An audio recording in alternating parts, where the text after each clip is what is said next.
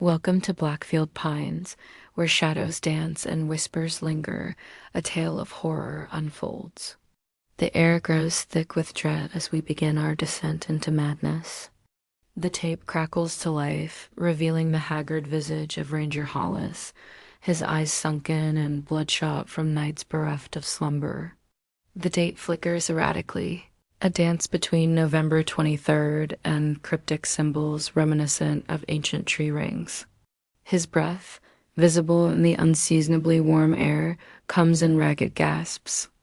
"We found the first of them at dawn," Hollis intones, his voice like dry bark cracking in a winter storm. Young Peter Cartwright's boot, laces still tied, standing upright as if the boy had simply stepped out of it. The leather was warm to the touch. And the inside, God help me, the inside was lined with teeth that weren't human. The camera pans, revealing a forest of pines standing unnaturally straight, their trunks weeping thick amber sap that carries the faint scent of burnt sugar. Between them, the undergrowth shivers as though something vast moves just beneath the surface, a predator waiting to strike. As the search party ventures deeper into the woods, reality begins to warp and twist. Deputy Crane's compass spins wildly before the needle snaps off entirely, a harbinger of the chaos to come. Their GPS units mock them, displaying only looping footage of their own progress, always showing them passing the same lightning-scarred oak from different angles, as if the forest itself were playing a cruel trick. "Third time we've crossed this stream," Crane mutters into his recorder, his voice tinged with growing panic. "The water flows uphill now. The rocks along the bank, they're arranged in patterns, like something's been counting them." A sudden crunch of branches shatters the eerie silence. The camera whips around, capturing a fleeting glimpse of red fabric that matches missing hiker Emily Warren's jacket. Hope surges through the group, only to be dashed moments later. When they reach the spot, they find only a perfect circle of mushrooms, their caps pulsing faintly in the dim light like some otherworldly heartbeat. Crane's thermal camera reveals heat signatures forming words in the soil, a message that chills them to the bone. You should not have come back. As twilight descends, they stumble upon the second clue, nailed to a black pine with cruel precision, a photograph of the missing hiking party, dated the day after their disappearance. The faces are blurred, features smeared like wet paint, save for their mouths, which gape open in identical screams of terror. With trembling hands, Hollis turns the photo over, revealing an inscription in what he instinctively knows to be Emily Warren's blood. "We did not scream. IT was the trees." Hollis reaches to remove the photo, his fingers brushing against the rough bark. In that instant, the tree's surface splits open with a sound like tearing flesh. From the wound spills not sap, but a thick black liquid that moves against gravity, defying all natural laws. It crawls up Crane's arm before he can recoil, a sentient darkness that spreads its corruption.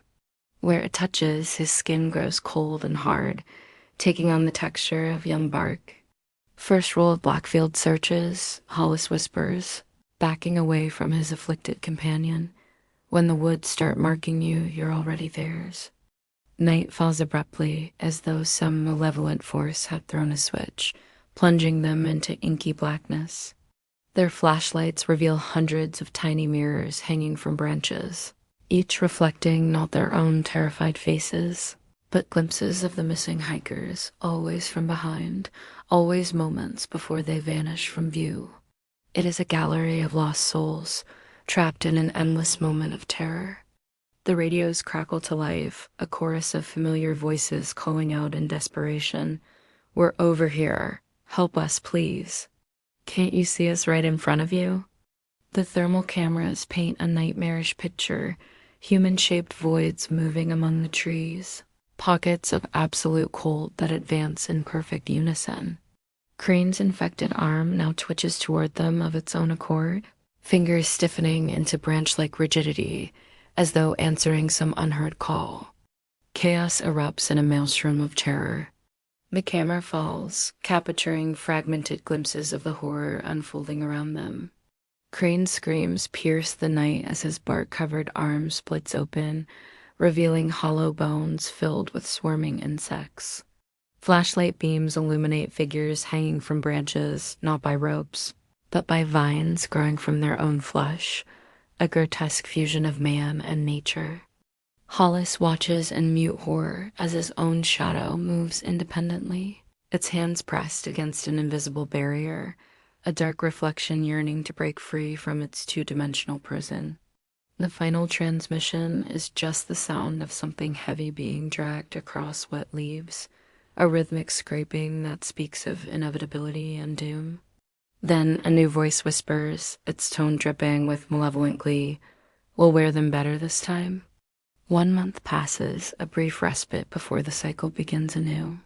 Fresh-faced rangers prepare to enter Blackfield Pines, their youthful enthusiasm a stark contrast to the grim fate that awaits them.